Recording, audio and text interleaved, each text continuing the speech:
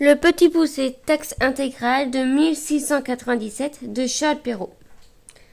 La forêt est le décor naturel le plus utilisé dans les contes. Elle représente l'inconnu et le danger. Elle est une frontière symbolique qui sépare la civilisation de l'état sauvage, l'enfance de l'âge adulte, le bien du mal. Souvent associée au labyrinthe, elle est un monde sans règles, et tout peut arriver et d'où l'on ressort grandi physiquement et spirituellement. Le Petit Poucet de Perrault a fait l'objet d'adaptations en tout genre pour les plus jeunes lecteurs, s'arrêtant bien souvent aux épisodes des petits cailloux des bottes de 7 lieues. Mais au-delà de ces aventures, le conte met en scène de façon originale et subtile l'épreuve initiale de tout être humain en quête de soi-même et de reconnaissance sociale. Il était une fois un bûcheron et une bûcheronne qui avaient 7 enfants, tous garçons.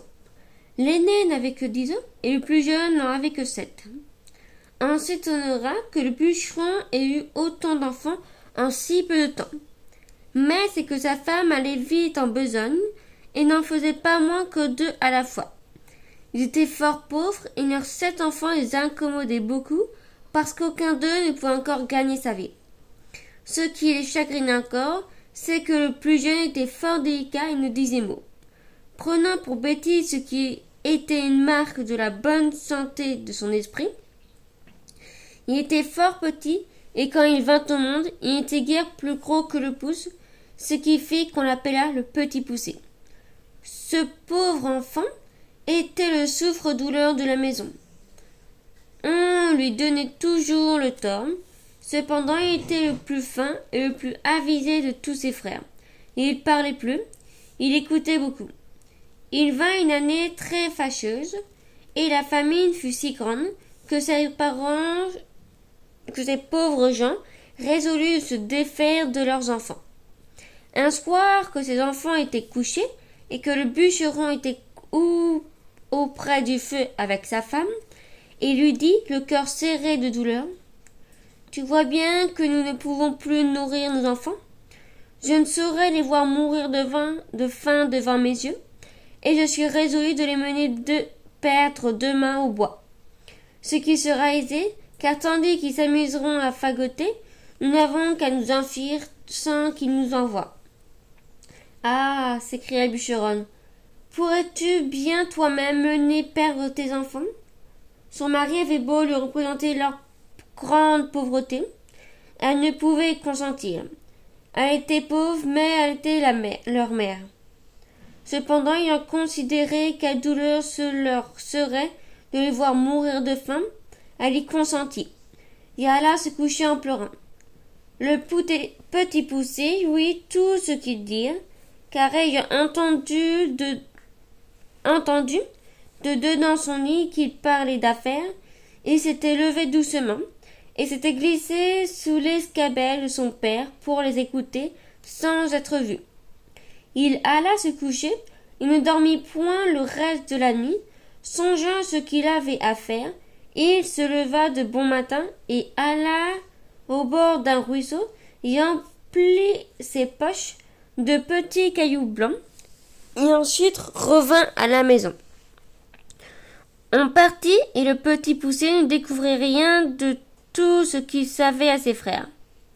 Ils allèrent dans une forêt fort épaisse, où à 10 pas de distance, on ne se voyait pas l'un l'autre. Le bûcheron se mit à couper du bois à ses enfants à ramasser les brindilles pour faire les fagots. Le père et la mère, les voyant occupés à travailler, s'éloignèrent d'eux insensiblement et puis s'enfuirent tout à coup par un petit sentier détourné. Lorsque ses enfants se virent seuls, ils se mirent à crier et à pleurer de toute leur force. Le Petit Poucet, lui, laissait crier, sachant bien par où il reviendrait à la maison, car en marchant il avait laissé tomber le long du chemin les petits cailloux blancs qu'il avait dans ses poches. Il leur dit, « Ne craignez point, mes frères, mon père et ma mère nous ont laissés ici, mais je vous ramènerai bien au logis, suivez-moi seulement. » Ils le suivirent et il les mena jusqu'à leur maison, par le même chemin qui était venu dans la forêt. Ils n'osèrent d'abord entrer, mais ils se mirent tous contre la porte pour écouter ce que disaient leur père et leur mère. Dans le moment que le bûcheron et la bûcheronne arrivèrent chez eux, le seigneur du village leur envoya 10 écus qui leur devaient il y a longtemps, et dont ils n'espéraient plus rien. Cela leur redonna la vie, car les pauvres gens mouraient de faim. Le bûcheron envoya sur l'heure sa femme à la boucherie. Comme il y avait longtemps qu'il n'avait mangé, elle acheta 3 fois plus de viande qu'il n'en fallait pour le souper de 2 personnes. Lorsqu'ils furent rassasiés, la bûcheronne dit « Hélas, où sont maintenant nos pauvres enfants? Il ferait bonne chère de ce qu'il nous reste là. Moi aussi, Guillaume, c'est toi qui les a voulu perdre. J'avais bien dit que nous nous en repentrions. Que font-ils maintenant dans cette forêt? Hélas, mon Dieu, les loups les ont peut-être mangés. Tu es bien inhumain d'avoir perdu ainsi tes enfants. » Le bûcheron s'impatienta à la fin, car il redit plus de 20 fois qu'il s'en repentirait et qu'elle l'avait bien dit. Il la menaça de la battre si elle ne se taisait. Ce n'est pas que le bûcheron ne fût peut-être encore plus fâché que sa femme, mais c'est qu'elle lui rompait la tête et qu'il était de l'humeur de beaucoup d'autres gens, qui aimaient fort la femme qui disait bien, mais qui trouvent trop importune, celle qui en dit toujours bien dit. La bûcheronne était tout en pleurs. Hélas, où sont maintenant mes enfants, mes pauvres enfants? Elle le dit une fois si haute que les enfants qui étaient à la porte, l'ayant entendu, se mirent à crier ensemble. Nous voilà, nous voilà! Elle courut vite leur ouvrir la porte et leur dit en les embrassant que je suis aise de vous revoir, mes chers enfants. Vous êtes bien lasses et vous avez bien faim. Et toi, Pierrot, comme te voilà crotté, viens que je te débarbouille. Ce Pierrot était son fils aîné, qu'elle aimait plus que les autres, parce qu'il était un peu rousseau et qu'elle était un peu rousse. Ils se mirent à table et mangèrent d'un appétit qui faisait plaisir au père et à la mère, et qui y racontait la peur qu'ils avaient eue dans la forêt, en parlant presque toujours tous ensemble. Ces bonnes gens étaient ravis de revoir leurs enfants avec eux, et cette joie dura tant que 10 écus durèrent. Mais lors que l'argent fut dépensé, ils retombèrent dans leur premier chagrin et résolurent de les perdre encore. Et pour ne pas manquer leur coup, ils les menaient bien plus loin que la première fois. Ils ne purent parler de cela si secrètement qu'ils ne furent entendus par le petit Poussé, qui fit son compte de sortir d'affaires, comme il avait déjà fait. Mais quoiqu'il se fût levé de bon matin pour aller ramasser des petits cailloux, il ne put en venir à bout, car il trouva la porte de la maison fermée à double tour. Il ne savait que faire. Lorsque la bûcheronne leur ayant donné à chacun un morceau de pain pour leur dîner, il songea qu'il pourrait se servir de son pain au lieu des cailloux, en le jetant des miettes le long des chemins. Il le serra donc dans sa poche. Le père et la mère les menèrent dans l'endroit de la forêt les plus épais et les plus obscurs. Dès qu'ils y furent, ils gagnèrent un feu fuyant et les laissèrent.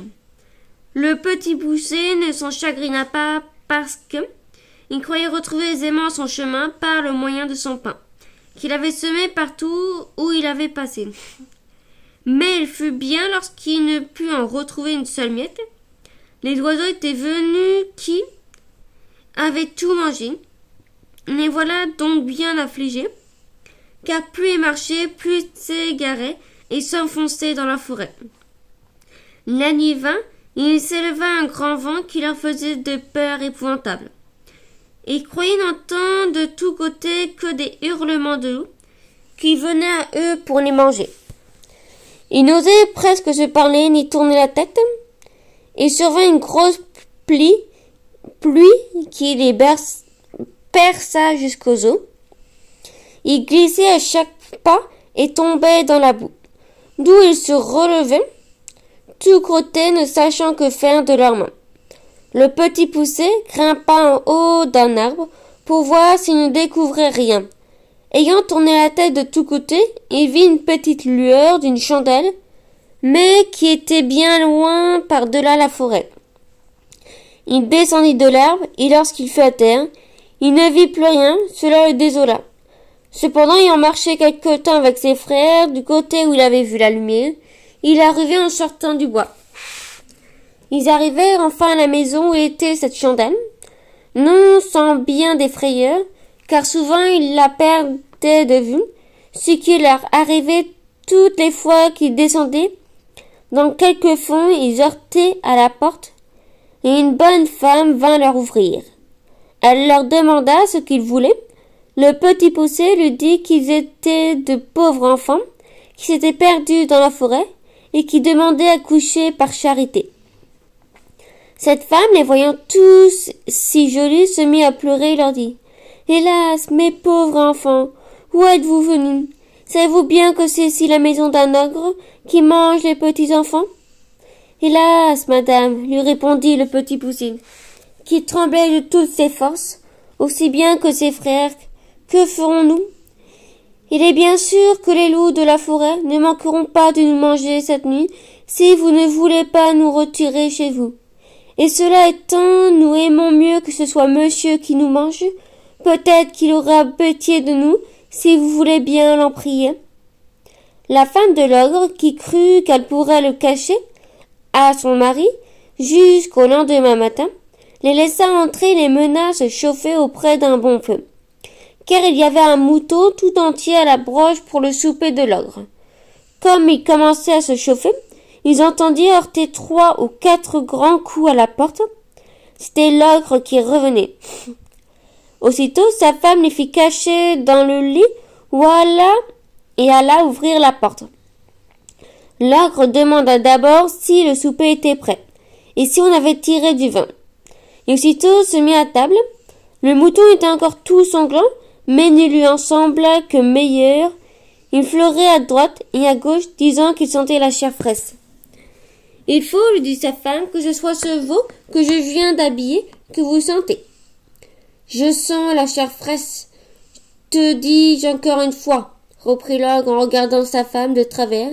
« Il y a ici quelque chose que je n'entends pas. » En disant ces mots, il se leva de table et alla droite au lit. « Ah, dit-il, voilà donc comme tu veux me tromper, maudite femme. Je ne sais à quoi il tient que je ne te mange aussi. Bien t'en prendre d'être une vieille bête. Voilà du gibier qui me vient bien à propos pour traiter 3 ogres de mes amis qui doivent me venir voir ces jours-ci. » Il les tira de dessous le lit, l'un après l'autre. Ces pauvres enfants se mirent à genoux et lui demandèrent pardon, mais il avait affaire au plus cruel de tous les ogres, qui, bien loin d'avoir de la pitié, les dévorait déjà des yeux, et disait à sa femme qu'il serait là de frire en morceaux lorsqu'elle leur aurait fait une bonne sauce. Il alla prendre un grand couteau et en approchant ces pauvres enfants, il en glissait sur une longue pierre qui tenait à sa main gauche. Il en avait déjà empoigné un lorsque sa femme lui dit « Que voulez-vous faire à l'heure qu'il est? N'auriez-vous pas assez de temps demain matin ?»« Tais-toi, reprit l'ogre, ils en seront plus mortifiés. »« Mais vous avez encore là tant de viande, reprit sa femme. Voilà un veau, 2 moutons et la moitié d'un cochon. »« Tu as raison, dit l'ogre. Donne-leur bien à souper, afin qu'ils ne maigrissent pas, et va les mener coucher. » La bonne femme fut ravie de joie. Il leur porta bien à souper, mais ils ne purent manger tant ils étaient saisis de peur. Pour l'ogre, il se mit à boire, ravi d'avoir de quoi si bien régaler ses amis. Il but une 12aine de coups plus qu'à l'ordinaire, ce qui lui donna un peu dans la tête et l'obligea de s'aller coucher. L'ogre avait 7 filles qui n'étaient encore que des enfants. Ces petites ogresses étaient toutes les teints fort beaux, parce qu'elles mangeaient de la chair fraîche, comme leur père, mais elles avaient de petits yeux gris et tout ronds, le nez crochu et une forte grande bouche avec de longues dents fortes aiguillées et fort éloignées l'une de l'autre.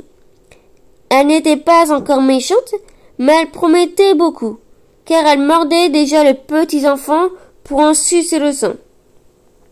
On les avait fait coucher de bonne heure, et elles étaient toutes sept dans un grand lit, ayant chacune une couronne d'or sur la tête. Il y avait dans la même chambre un autre lit de la même grandeur. Ce fut dans ce lit que la femme de l'ogre mit à coucher ses 7 garçons. Après quoi, elle s'alla coucher auprès de son mari.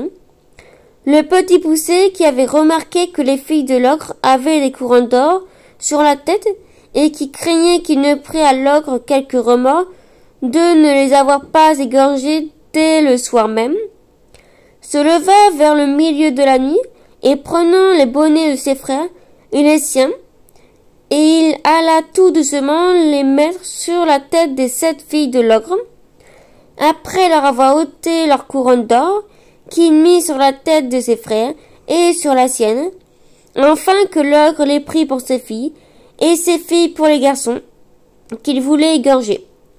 Les choses réussirent comme il l'avait pensé, car l'ogre s'étant éveillé sur le minuit, eut réglé d'avoir différé au lendemain ce qu'il pouvait exécuter la veille. Il se jeta donc brusquement hors du lit en prenant son grand couteau. « Allons voir, dit-il, comment se portent nos petits drôles, n'en faisons pas à 2 fois. » Il monta donc à tâtons à la chambre de ses filles et s'approcha du lit où étaient les petits garçons, qui dormaient tous, excepté le petit poussé, qui eut bien peur lorsqu'il sentit la main de l'ogre qui les tâtait la tête, comme il avait tâté celle de ses frères, l'ogre qui sentit la couronne d'or. « Vraiment, dit-il, j'allais faire là un bel ouvrage. Je vois bien que j'ai bu trop hier soir. » Il alla ensuite au lit de ses filles, où ayant senti le petit bonnet des garçons. « Ah, les voilà, dit-il, nos gaillards, travaillons hardiment. » En disant ces mots, il coupa sans balancer la gorge de ses 7 filles. Fort content de cette expédition, il alla se recoucher auprès de sa femme. Aussitôt que le petit poussé entendit ronfler l'ogre, il réveilla ses frères, il leur dit de s'habiller promptement et de le suivre. Ils descendirent doucement dans le jardin et sautèrent par-dessus les murailles. Et coururent presque toute la nuit, toujours en tremblant, sans savoir où ils allaient. L'ogre s'étant éveillé, dit à sa femme, « Va-t'en là-haut habiller ces petits drôles d'hier soir. » L'ogresse fut fort étonnée de la bonté de son mari, ne se doutant point de la manière qu'il entendait qu'elle les habillât, et croyant qu'il lui ordonnait de les aller vêtir, elle monta en haut et elle fut bien surprise lorsqu'elle aperçut ses 7 filles égorgées nageant dans leur sang. Elle commença par s'évanouir, car c'est le premier expédient qui trouve presque toutes les femmes en pareille rencontre. L'ogre, craignant que sa femme ne fût trop longue à faire la besogne dont il l'avait chargée, monta en haut pour lui aider. Il ne fut pas moins étonné que sa femme lorsqu'il vit cet affreux spectacle. « Ah, qu'ai-je fait » s'écrie-t-il s'écrie-t-il. « Ils me le payeront, les malheureux, et tout à l'heure. » Et jeta aussitôt une potée d'eau dans le nez de sa femme, et l'ayant fait revenir, « Donnez-moi vite mes bottes de sale pied, dit-il, enfin que j'aille les attraper. » Il se mit en campagne, et après avoir couru bien loin de tous côtés, enfin il entra dans le chemin où marchaient ces pauvres enfants, qui n'étaient plus qu'à 100 pas du logis de leur père. Il vit l'ogre qui allait de montagne en montagne, et qui traversaient des rivières aussi aisément qu'ils auraient fait le moindre ruisseau. Le petit poussé qui vit un rocher creux proche le lieu où ils étaient. Il fit cacher ses 7 frères et il s'y fourra aussi, regardant toujours ce que l'ogre deviendrait.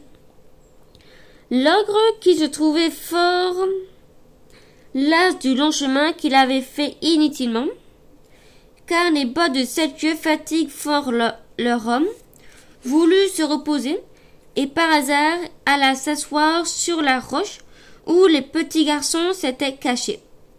Comme il n'en pouvait plus de fatigue, il s'endormit après s'être reposé quelque temps, et vint ronfler si effroyablement que les pauvres enfants n'eurent pas moins de peur que quand il tenait son grand couteau pour leur couper la gorge.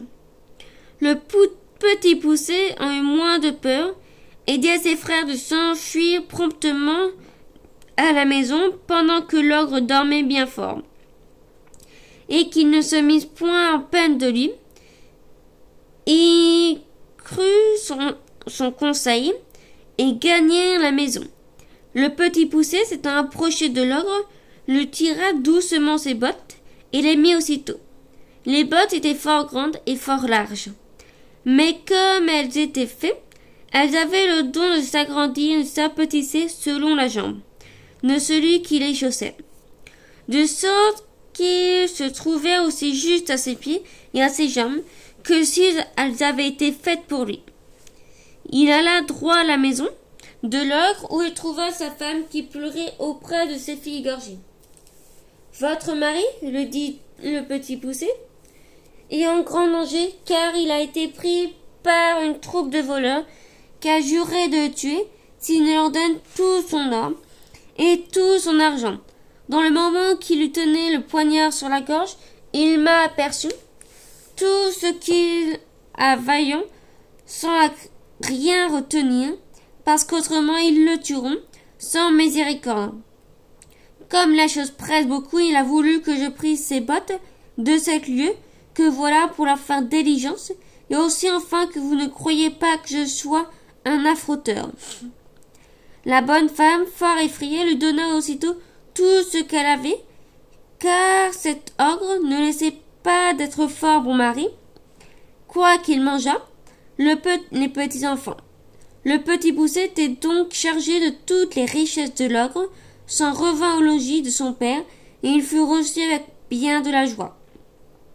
Il y a bien des gens qui ne demeurent pas d'accord en cette dernière circonstance, et qui prétendent que le petit poussé n'a jamais fait ce vol à l'ogre, qu'à la vérité il n'avait pas fait conscience de lui prendre ses bottes de 7 yeux, parce qu'il ne s'en servait que pour courir après les petits enfants.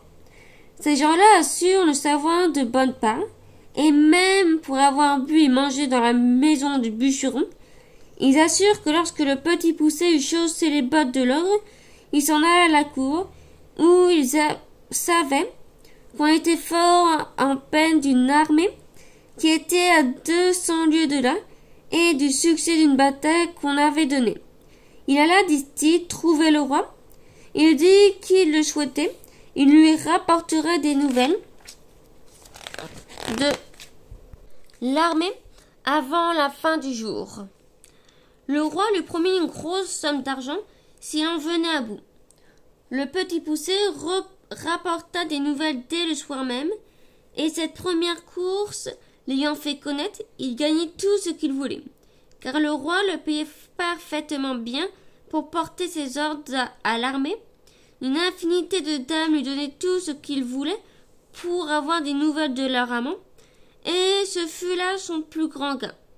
Il se trouvait quelques femmes qui le chargeaient de lettres pour leur mari, mais elles le payaient si mal, et cela allait à si peu de choses, qu'il ne daignait mettre en ligne de compte ce qu'il gagnait de ce côté-là. Après avoir fait pendant quelque temps le métier de courrier, et y avoir ramassé beaucoup de biens, il revint chez son père. Il n'est pas possible d'imaginer la joie qu'on eut de le revoir. Il mit toute sa famille à son aise. Il acheta des offices de nouvelles créations pour son père et pour ses frères, et par là ils établit tous. Il fit parfaitement bien sa cour en même temps. Moralité: on ne s'afflige point d'avoir beaucoup d'enfants, quand ils sont tous beaux, bien faits et bien grands, et d'un extérieur qui brille. Mais si l'un d'eux est faible, on ne dit mot, on le méprise, on le raille, on le pille. Quelquefois, cependant, c'est ce petit marmot qui fera le bonheur de toute la famille. Fin.